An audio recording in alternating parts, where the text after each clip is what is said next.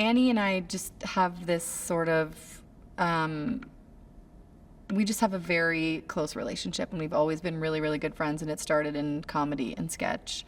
And when we were at the Groundlings, we did a lot of writing together, and the specific characters did come from a little bit from Bridesmaids. When we were writing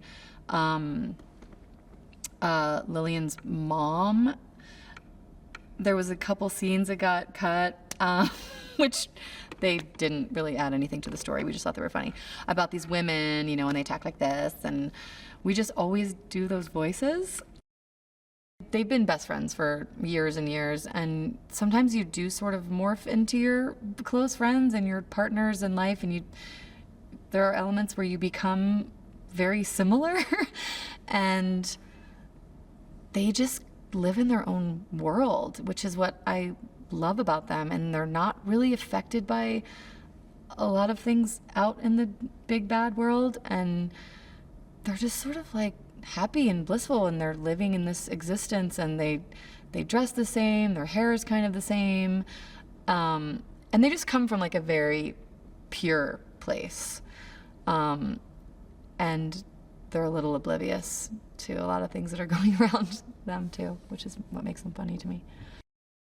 In their small town, they just never veered away from their routine, and I think when they lose their job and they get kicked out of Talking Club, I think Star definitely initiates the like, oh, well, I don't want to just make all this effort to go back to living the life we've been living. What if we like really do something crazy and go on a vacation? So when they get there, I think they've just been in this small town / world their whole lives, and I think when they get there, they're like, I mean, Barb has never seen the ocean, and just like it's like going to another planet. They really are like aliens going to another planet, and it's nice to see the world through, you know, fresh eyes, and everything's so exciting to them, and they love their hotel room. Like everything's just comes from pure discovery and joy.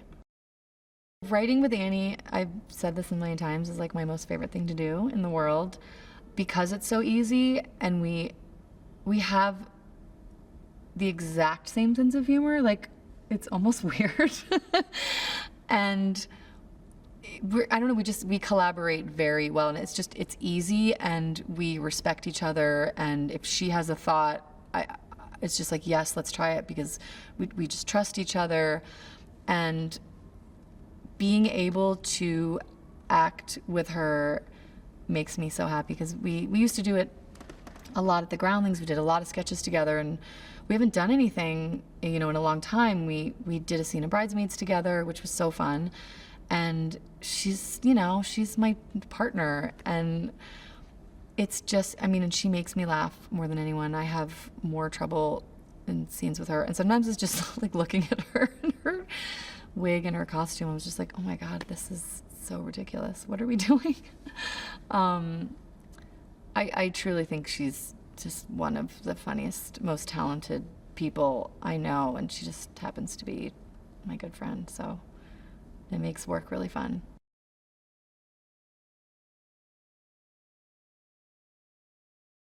Kristen and I came up with this idea when we were writing Bridesmaids. Actually, we would be writing scenes for the movie, and then we would go off on these tangents where it was like Lillian's mom. We would start writing for Lillian's mother and just have like whole tangents that we would go off on, like where her mom was talking about how she bought her whole outfit at Costco, and so we loved those scenes, but we ended up having to cut all that stuff because it didn't have to do with our story at all. So as we were cutting them, we kind of jokingly said, one day we're gonna write these characters into a movie, and it's gonna be Barb and Star. I think initially it was Barb and Star go to St. Bart's or something like that, and that was the first joke we made. But then we actually started like thinking about it as a movie. I actually very much relate to my character, Barb. She has, again, she's been dealt a life blow, which everybody gets dealt at some point. and I think she is living in fear, and she's comfortable and gets stuck there, and she's comfort in her routine, comfort in her schedule, and she is afraid to live. And so when the trip comes about, she's initially afraid, and then obviously, I mean, I think, and then she experiences some unexpected, I don't know, what would you say? I think she has some, her story takes an unexpected turn, and she finds a part of herself that she didn't know was still there. Whoa. She finds a shimmer. For me, working with Kristen is a very natural, easy, fun process. It's the best creative relationship, aside from our friendship, which is, I mean, she's, obviously she's one of my best friends. I don't know, it's a thing that's hard to put words to explain what it is, but it's just when we get together and we start writing, it just happens. It just like falls out of us, and then as we go through the next steps of the process, it just continues to. It's a chemistry thing, I think, that is very hard to come by as well, and it's the most rewarding for me. It's my favorite. It's just my favorite thing to do. Just work with Kristen. Vista Del Mar is a resort for middle-agers, which is an underserved population. And in our dreams it exists, which is why we wrote about it. It's kind of like spring break for the middle crowd. Vista Del Mar has its own particular charm. There's a lot of flamingos, there's a lot of pink and turquoise, and there's a lot of suitcase-sized cocktails.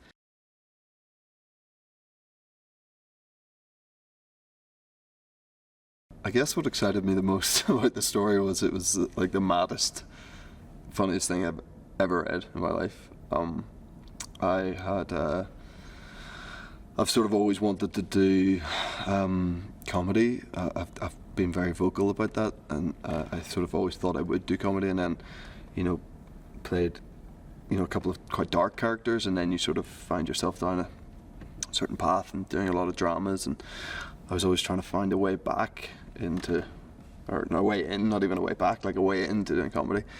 And then there's been a few things that I've nearly done that then I'm quite glad I didn't, and then, when a script comes and it has like Kristen Wiig and Annie Mumlo on it, on the cover sheet, you're like, I knew it was going to be funny, and I wasn't quite ready for how sort of insane it was, but I just instantly was like, definitely want to be a part of this madness. Annie and Kristen are everything that I wanted them to be, and way, way more. I'm like such a fan of theirs, just like beyond everything else, and at the beginning of this process, that's sort of all I was, and you're coming into their world and hoping not to, fuck it up. And from literally the moment I met them, they'd just been so giving and open and honest and brutally funny with me, and we just had such a laugh, at all stages of the process. I'm used to having a laugh on set and then reining it in between action and cut because there's drama to be told or whatever, and this is just this ongoing sort of ridiculousness which is really fun. Yeah, and as I say, like, for this to be my first comedy to jump in with the two of them and with what they've done before, and they're like titans of the comedy world, and I feel very, very fortunate to have started my comedy film life in their hands.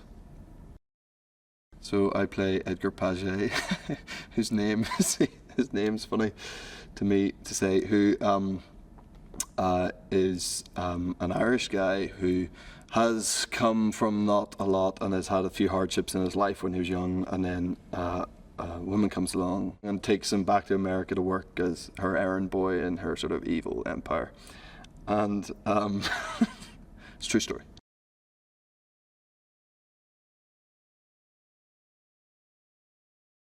Darley really prides himself on being private, covert, and very mysterious. He doesn't want to be seen, doesn't want to be caught. He takes himself very seriously, but the problem is in the execution. He's not, he gets himself in a lot of trouble all the time. So he has plans, but the plans always kind of backfire on him. He's not really good at what he loves to do, which is being like an evil spy. I feel like he learned how to become a spy by watching like the Cartoon Network or something, because he's ridiculous. So Darley definitely prides himself on being a private person, but he has this habit of divulging way too much information about himself while trying to be secretive, and it just makes room for really funny scenes, especially when Kristen and Annie are there, just ready to throw different alts towards me, which were all funny. It's crazy. They're always funny. And so I've been having a lot of fun with that, just divulging way too much information, especially, well, for anybody, but especially for like an evil spy. Shooting in Mexico was amazing. Well, one, so much culture, the food is delicious, and it also really enhanced, the script. It's exactly what you pictured it being in the script. Audiences can expect insanity, but also heart and lots of laughter. Like there's no way you can watch this movie and not crack up.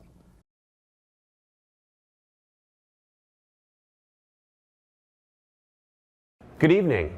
I'm Richard Cheese. I'm a lounge singer. You might know me from my band, Richard Cheese and Lounge Against the Machine. And I am here on the set of Barb and Star Go to Vista Del Mar. I play Richard Cheese. It's kind of a stretch for me, but I think I'm doing it pretty well. And I am the lounge singer in the cocktail bar in this movie, and I am so excited to be a part of this. It's kind of insane. Usually I drink. I have a lot of cocktails. This movie is like a natural cocktail. Like I don't even need to be drinking. However, I am drinking. I'm very drunk right now, but it doesn't necessarily need to be. So if you're familiar with my band, great. If you're not, I'm Richard Cheese, and I have a band called Lounge Against the Machine. And what we do is we take songs that the kids are listening to, the rap and the rock and the pop songs, and we swankify them. We give them that lounge feel. So it's kind of like Dean Martin or Frank Sinatra singing a song by Snoop Dogg. So one of the reasons why I'm actually here is because Kristen Wiig is a fan of Richard Cheese and Lounge Against the Machine. It's the craziest story, and I'll tell it to you right after this.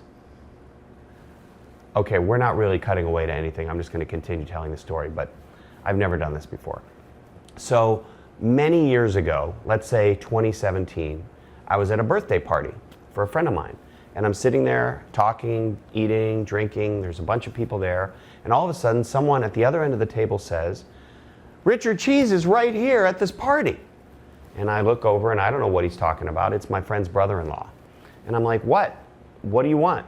And he said, "Kristen Wiig, right here at this party, has written a movie, and you're written into the movie. You are a character in her movie that she just wrote." And I was like, Kristen Wiig is at this party? Like, I didn't know she was there. I didn't see her. So it was the craziest coincidence that Kristen Wiig had just finished writing the script for Barb and Star, and she had been trying to figure out a lounge singer character for the movie. And she had gone online and found my band, Richard Cheese and Lounge Against the Machine, and she had been listening to our songs, and so she decided to write a part for me in her script. And at this party, she was telling people about it, and it just happened to be that I was at the party. The most crazy coincidence that doesn't normally happen in LA. So it was kind of insane, and I got to meet her, and she was the nicest person. And I said, if you're gonna write me into your movie, great. I wanna be in your movie. Let me know, I'll be there. 2 years later, I get a call and they say, come to Cancun, Mexico. You're gonna be sitting at a piano in this scene, and you're in the movie Barb and Star Go to Vista Del Mar. And after I finished having 3 heart attacks, I packed my bag and I came to Mexico, and here I am. The song that we started with was this I Love Boobies song, which is pretty insane and very offensive, and that was the idea behind the character. And then they said, well, since we got that song out of the way, are there any other songs you want to do?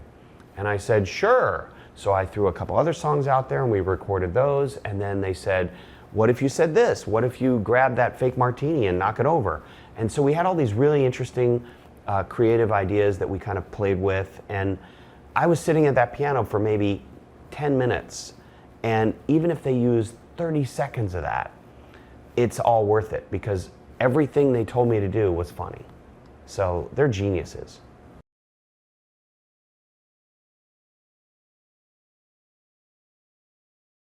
Definitely Trish, the ghost, the sea ghost, that's funny.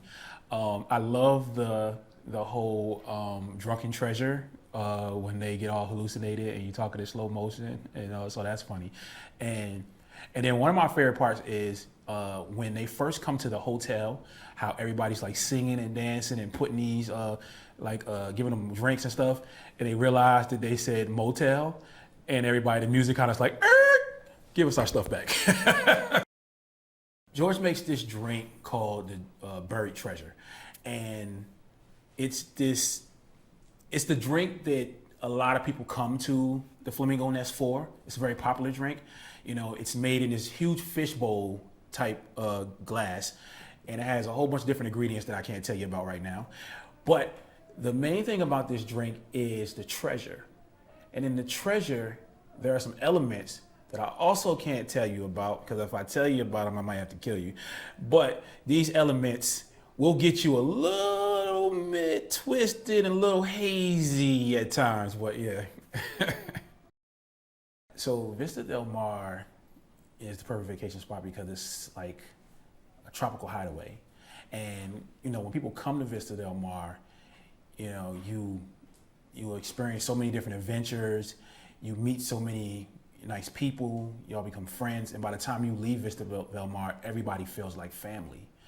And I think like Vista Del Mar is like when Dorothy and Toto went to go see the wizard. You know, I mean, that's, you know, that's why I could describe it.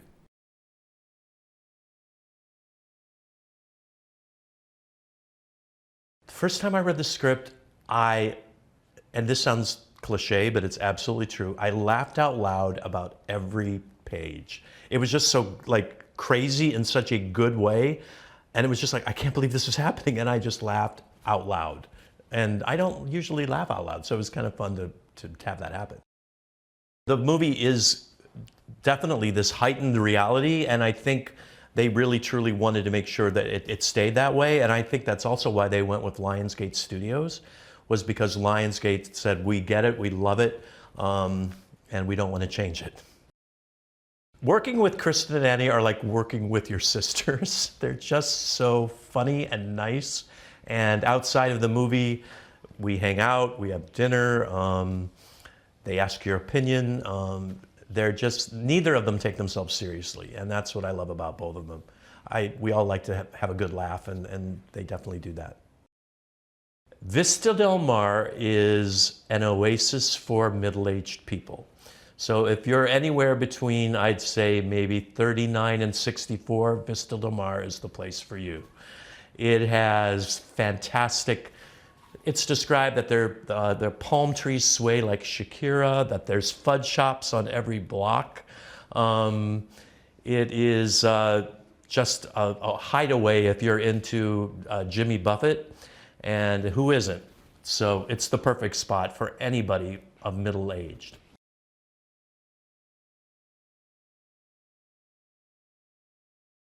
What excited me about the story is that, well, I guess that, like, I would be playing an evil character, because I haven't ever played an evil character before, and all the scenes in the story, and I never knew that it would be this kind of big movie, and it was just very exciting for me.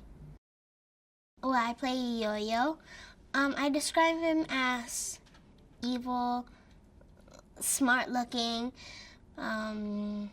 always trying to follow rules, follow his boss's rule, and very not too very calm. But sometimes he can get a little panicked.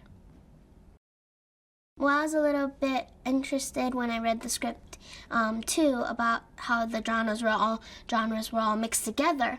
It's kind of like musical-like. There's a lot of comedy and evil and all kinds of stuff. And it's incorporating a lot of different things, and I think it's very unique as a movie.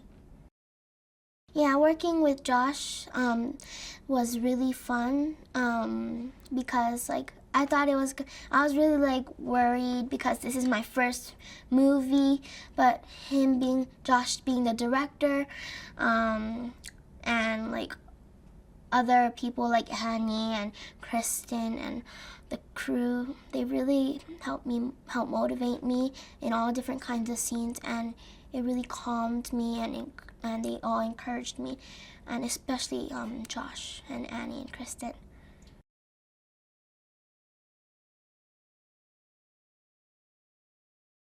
I had a very early lunch with Kristen, which was exciting because I'm a massive fan of hers. And that lunch turned out to be I think 2.5 hours. And for the bulk of it, Kristen was pitching me the entire film. Sometimes out of order, but I was loving it and sort of tracking it all. And it was massive and big and hilarious and really out there.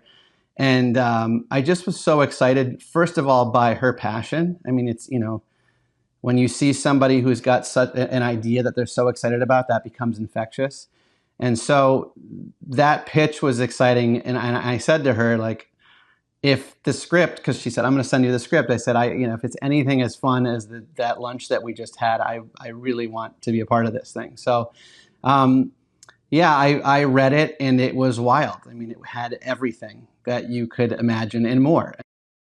Kristen and Annie I couldn't have asked for better creative partners for my first feature film. And the sort of trust they put in me empowered me to feel okay, I can do this. I can lead the charge of this. I think as Jamie Dornan said, thanks for captaining the craziest fucking ship in the ocean. So Barb and Star are wonderful best friends. They are from a small town called Soft Rock, Nebraska. And they live a very simple life, and I think they feel as though they're quite fulfilled and happy. But as we see in the first act of the film, there is something lacking, and their lives are needing to be shaken up, and they lose their jobs, which I think is something we've all probably had to go through at some point. They are kicked out of what is their most social activity, which is the talking club. Because they broke one of the cardinal rules, no sneakers. They weren't wearing sneakers, and no swearing except for the F word, but they did lie. So they were kicked out of Talking Club. And I think, having some of these things taken away from them, they reevaluate their lives, and they realize that maybe they've lost their, as they put it, shimmer, or as other people might say, their joie de vivre, or their zest for life. And so they decide to go on this trip. And it's really the first vacation that they've ever gone on. And it's the first time they've left this small town. So as they embark on this journey, I think everything is, as you see, the world goes from kind of drab and still. And the way we shot the film early on was quite static and still. And as they get more and more into Vista Del Mar, we start moving the camera and the colors start to pop more. And certainly that's reflective of their own emotional experience and their growth as they go through the film. Barb and Star are two of my favorite women, even though they're fictional. If I could, I would vacation with them. I would bring them on all my vacations. They're they're just really sweet. They're best friends. They're always there for each other. They really are the friendship that I think we all want. And hopefully most people are lucky enough to have someone like a Barb or a Star in their life.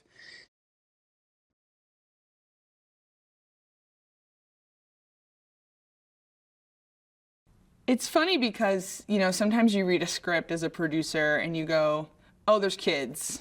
That's going to be hard. Or, oh, there's animals. That's always a challenge. It's like, oh, we're on location. That has its own set of things. This one was kids, animals, visual effects, musicals, literally everything woven together in this just amazing, funny, absurdly great script.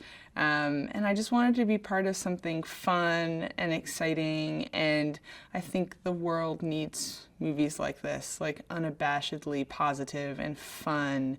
And it was just written by two amazing women, and I just, you know, just loved Josh. And then meeting Jamie Dornan, who was just the perfect casting and just such an amazing human, it all just made it into a movie that was really exciting to make and has been very fun. Hard, but fun. They are the best. They are best friends. They have these crazy minds individually, these crazy, hilarious minds individually, and then together, it's just this like unstoppable force of comedy. And their brand of comedy is just what we need right now. It's just so pure and lovely and like rooted in friendship and love and hope, and there's nothing negative or anything about what they do. It's so optimistic, which is, I just think, what people want and need and are searching for. And they come to set every day, even when they aren't working, even when they aren't on screen, which is rare, but they're here.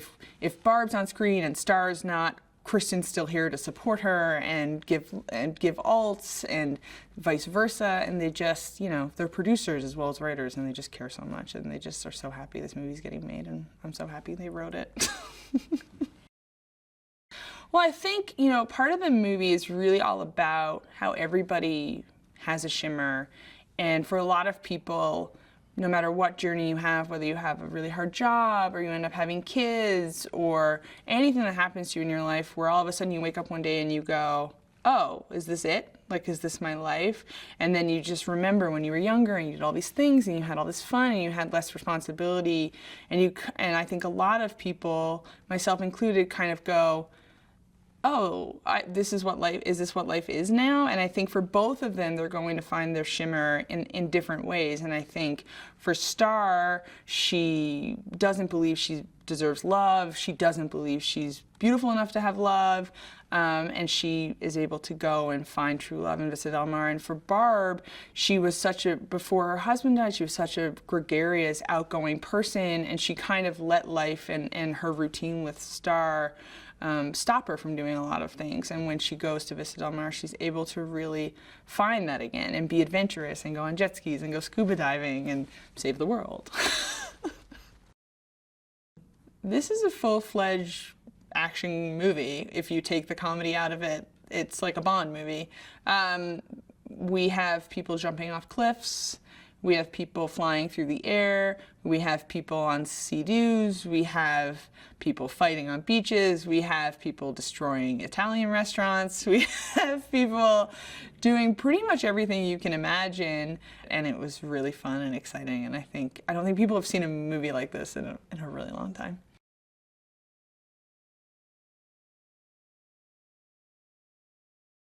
It was the wildest, most original, funny, authentic to who they are script that I had probably ever read. And in the world of making comedies and wanting to actually make a comedy that could potentially break through and actually be something and say something, I thought this is the perfect thing. I'd never read anything like it, and their voices are so original.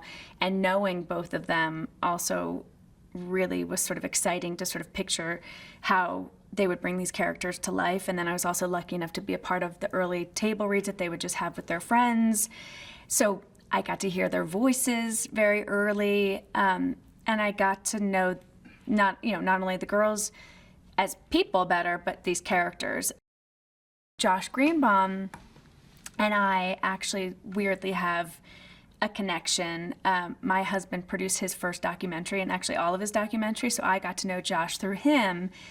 And specifically the feature that he made, the doc that he made, Becoming Bond, when I saw that, the style and sort of what he did, sort of incorporating narrative and doc and just his tone and the comedy of that, I really thought Kristen and Annie would really respond to. So Kristen came to a screening first and got to know Josh through that, and it was pretty instant that they all sort of, it was like a mind meld, and it just clicked, and it didn't take long for that to be sort of the next chapter in getting this thing up off its feet.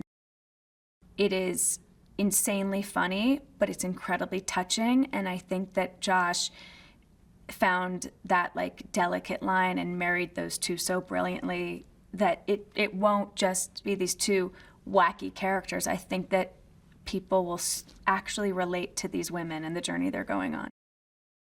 Hey, stay with me for more on comedy movies. Now, famed comedy director Todd Phillips, responsible for such classics as Old School and The Hangover, quit his role as director on Borat when he received death threats shortly after filming the rodeo scene. Concerned for his safety, Phillips didn't feel comfortable continuing with the film. Now remember to click here below to subscribe and tap the bell to always receive the latest trailers.